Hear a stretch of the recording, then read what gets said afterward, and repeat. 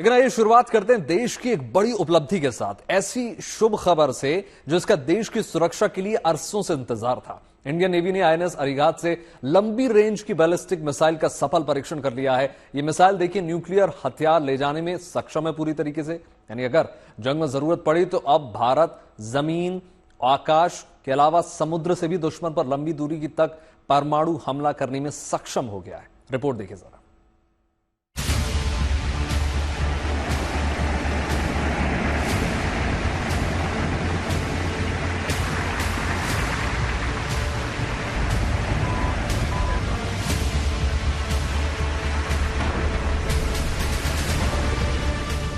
समुद्र की लहरों पर पराक्रम की नई पटकथा।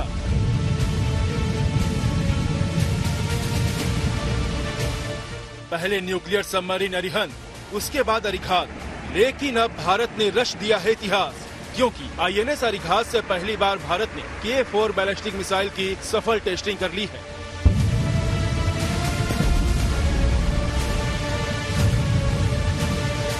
यानी अब भारत दुनिया के ऐसे चंद देशों की लिस्ट में शामिल हो गया है जिनके पास सबमरीन से परमाणु हमला करने की क्षमता है। एशिया में अभी तक ये ताकत सिर्फ चीन के पास थी, मगर अब भारत भी मुंहतोड़ जवाब देने के लिए तैयार है।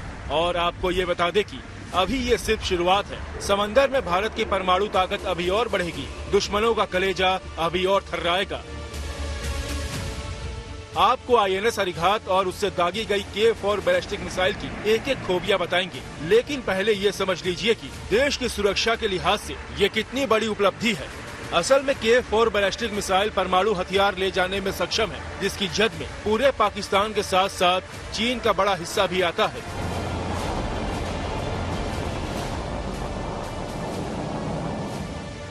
अगर बंगाल की खाड़ी से K4 मिसाइल को लॉन्च किया जाए तो ये चीन के मेन लैंड, दक्षिण और वेस्टर्न इलाकों तक आसानी से पहुंच सकती है और जरूरत पड़े तो ये सीधा बीजिंग को भी हिट कर सकती है। वहीं अरब सागर में इसे कहीं से भी लॉन्च किया जाए तो ये पाकिस्तान की राजधानी को तहस नहस कर सकती है। समुद्र के नीचे रहते हुए एक बैलिस्टिक मिसाइल को फायर किया जा सकता है और वो भी 3500 किलोमीटर दूर तक।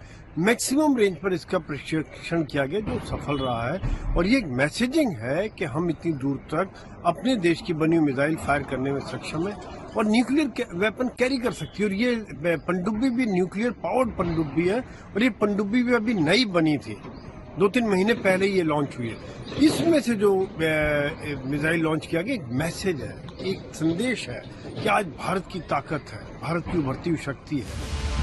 परमाणु हमला करने में सक्षम K4 बैलिस्टिक मिसाइल का पहले भी परीक्षण किया जा चुका है, लेकिन भारत ने अपने अत्याधुनिक ऑपरेशनल सबमरीन अरिघात से इसका परीक्षण करके दुनिया को और खास तौर पर दुश्मनों को अपनी ताकत दिखा दी है।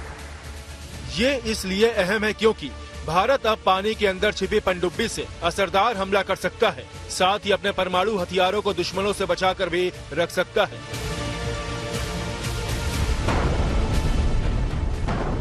और इसीलिए आईएनएस अरिघात देश की सुरक्षा के लिहाज से अहम है। हिंद प्रशांत इलाके में लंबी दूरी तक गश्त लगाने में सक्षम आईएनएस अरिघात की ताकत और खासियत ही कुछ ऐसी है कि पड़ोसी देश चीन और पाकिस्तान की सांसें फूल रही हैं। अरिघात पानी की सतह पर 12 से 15 समुद्री मील यानी 22 से 28 किलोमीटर प्रति घंटे से भी ज्यादा रफ्तार से चल सकती है। वहीं समुद्र की गहराई से 24 समुद्री मील यानी 44 किलोमीटर प्रति घंटा की स्पीड से चल सकती है।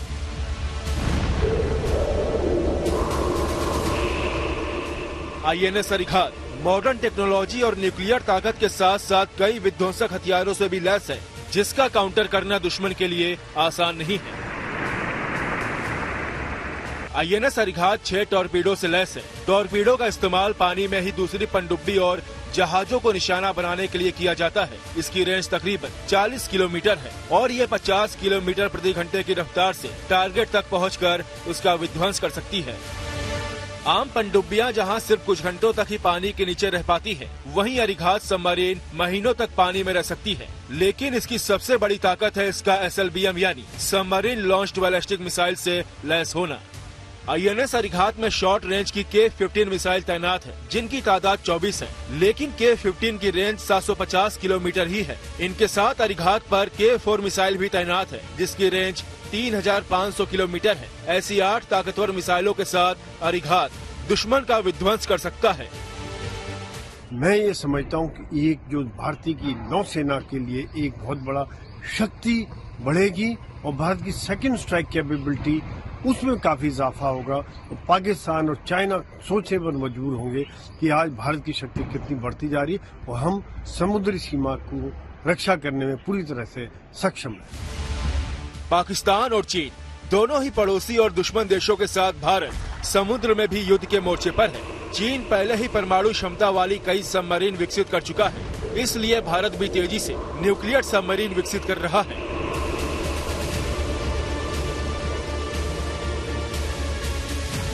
पहले आईएनएस अरिहंत को शामिल किया गया, जो K-15 मिसाइलों से लैस है। उसके बाद आईएनएस अरिघात को कमीशन किया गया, जिसने समंदर में भारत की ताकत को नई ऊंचाई दे दी, क्योंकि इसके पास K-15 और अब K-4 मिसाइलों को दागने की क्षमता है।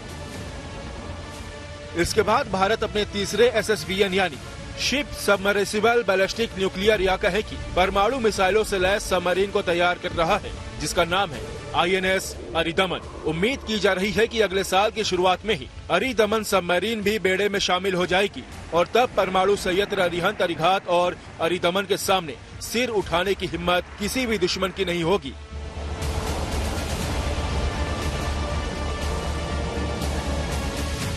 Bureau report, good news today.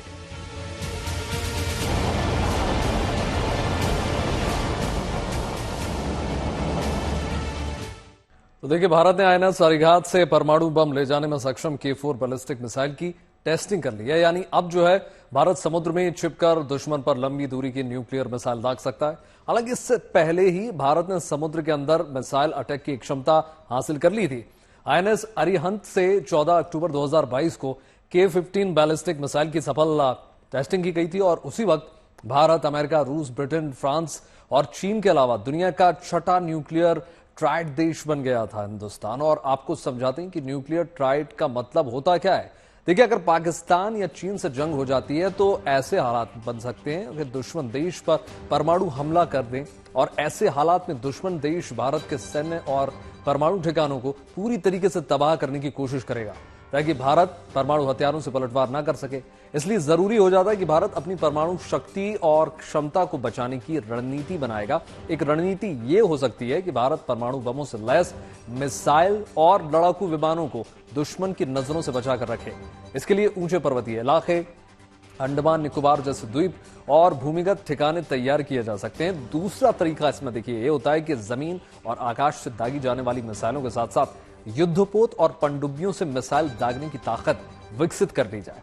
इसके लिए परमाणु ईंधन से चलने वाली पनडुब्बियां ज्यादातर मुफीद होती हैं, क्योंकि इन्हें युद्धपोत की तरह डुबोया नहीं जा सकता। गहरे समुद्र में गोता लगा रही इन पनडुब्बियों को तलाश करना मुश्किल काम होता है।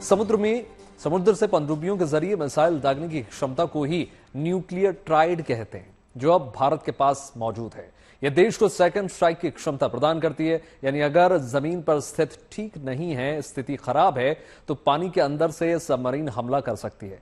परमाणु ईंधन से चलने वाली INS अरिहंत और INS अरिघात दोनों से न्यूक्लियर बैलिस्टिक मिसाइल दागी जा सकती हैं और इसको पानी के अंदर तलाश पाना दुश्मन के लिए लगभग नामुमकिन।